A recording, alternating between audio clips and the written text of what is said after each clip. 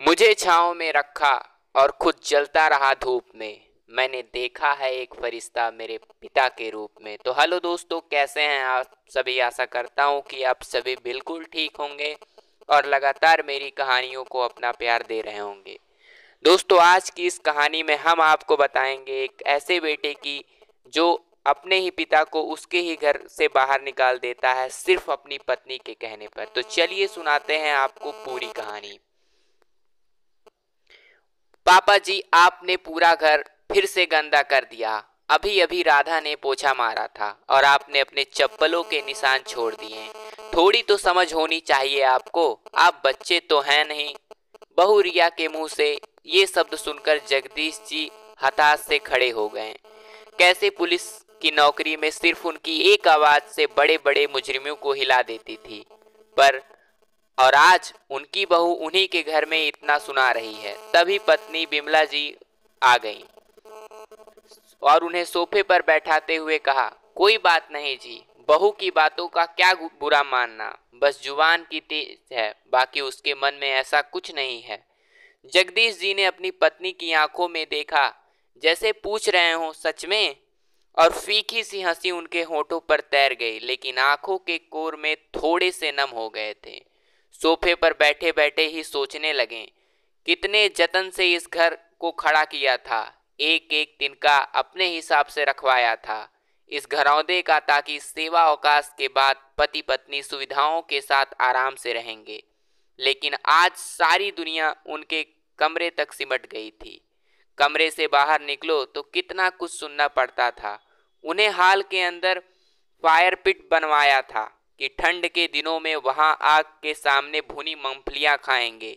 लेकिन मजाल है कि बहू कभी सर्दी में आग जलाने दे। कहती थी कि पूरे घर में राख के कण फैलते हैं। फिर वो चिमनी वैसे ही रंगी पुती दिखती थी, एकदम उजली, क्योंकि बहू को वैसी ही पसंद थी।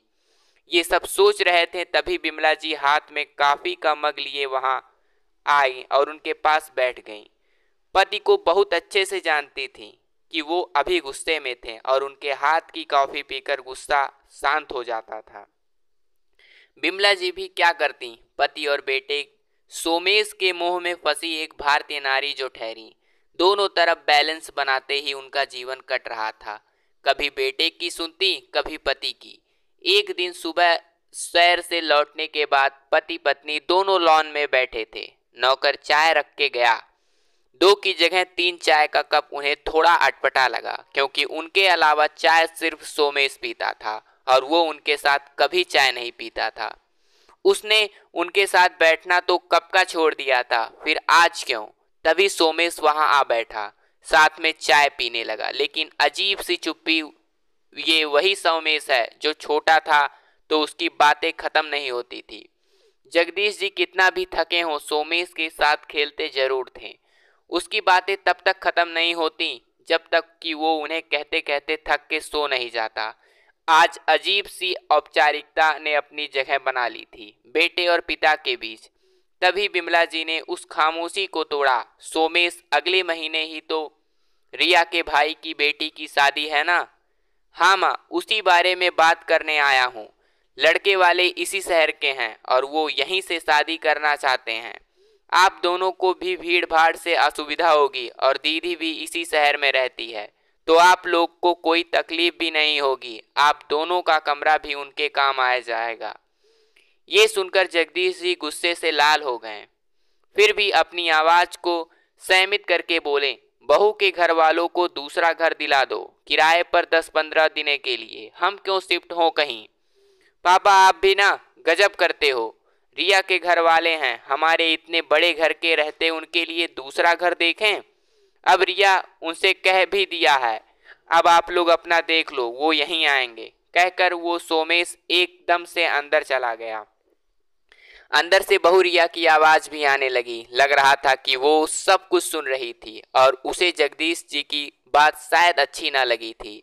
आज बिमला जी आंखों से आंसू बह रहे थे और जगदीश जी उन्हें अपने कंधा दिया, जैसे कह रहे थे कि अभी मैं हूं, सब ठीक कर दूंगा। दूसरे दिन शाम जगदीश जी शहर से आए तो बिमला जी ने बताया कि बेटा और बहू बच्चों के साथ छुट्टी बिताने अपने ससुराल गए हैं और बिना बताए। जगदीश जी मुस्कुराने लगे और बोले, देख पगली, यही बच्चे होते हैं जिनके लिए तू मुझसे लड़ती थी, जिनके लिए जाने कितनी रातें हमने जाग के बिता दी थी। आज वो हमारे घर में हम ही को ही जाने को कह रहे हैं। कोई बात नहीं, मैं भी उनका बाप हूँ, कहकर अंदर चले गए। एक हफ्ते बाद सोमेश परिवार के साथ लौटा तो दरवाजे पर ताला लगा था। चौकीदार बैठा उन्हें देखते ही उनके पास पहुंचा और उन्हें एक चाबी दी। सोमेश के हाथों में दी गई और एक चिट्ठी भी थी। चिट्ठी खोलकर पढ़ने लगा। वो खत जगदीश जी का था, सोमेश के नाम से। सोमेश, मैं और तुम्हारी माँ रामेश्वर जा रहे हैं, 1 महीने बाद लौटेंगे। ये जो चाबी है तुम्हारे हाथ में, वो घर की चाबी नहीं, वो एक दूसरे फ्लैट की चाबी है जिसमें तुम सभी का सामान रखवा दिया है। वो फ्लैट मैंने बहुत पहले खरीदा था, तुम्हें नहीं बताया था। पास इलाके में है और तुम लोगों के लिए अच्छा है। अगर अच्छा ना लगे तो अपने हिसाब से घर ले लेना। ये घर मेरा और तुम्हारी माँ का है और हमारा ही रहेगा। इसमें से हम कोई नहीं निकाल सकता। अभी तक सब कुछ बर्दाश्त करता था क्योंकि तुम्हारी माँ खुश रहे, लेकिन अब तुम्हारी बातों से उसकी आंखों में आंसू आए, ये मैं बर्दाश्त नहीं कर सकता।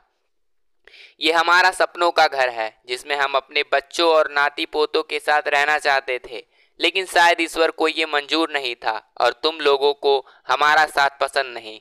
वो घर मेरे और मेरे माँ के तरफ से तुम लोगों के लिए आशीर्वाद स्वरूप है। इच्छा होगी तो रखना, वरना वापस कर देना। माता पिता होने के नाते हम अपना आत्मसम्मान नहीं खो सकते। हमारे बाद ये घर ट्रस्ट का हो जाएगा जो यहाँ वृद्ध आश्रम बनवाएगा। इस घर पर तुम्हारा या तुम्हारी बहन का कोई अधिकार नहीं होगा। मैंने ये बात तुम्हारी बहन को भी बता दी है और वो मेरे इस फैसले से खुश है। उम्मीद है तुम भी होगे। तुम सब खुश रहो, तुम्हारा पिता। खत, जगदीश। खत खत्म होते ही सोमेश चढ़ हो चुका। आंखों में आंसू थे, लेकिन ये पता नहीं कि वो आंसू पश्चाताप के थे या बड़े घर से घर खोने का था, या फिर उस बात का एहसास टूटने का था कि पिता की जायदाद अंत में बेटे की होती है। तो दोस्तों, कैसी लगी हमारी छोटी सी कहानी? कमेंट बॉक्स में अपनी राय जरूर दीजिएगा। अगर यह कहानी आपको अच्छी लगी तो वीडियो को लाइक करके चैनल को जरूर सब्सक्राइब कीजिएगा। फिर मिलेंगे नई वीडियो में एक नई सीख के साथ। तब तक के लिए धन्यवाद।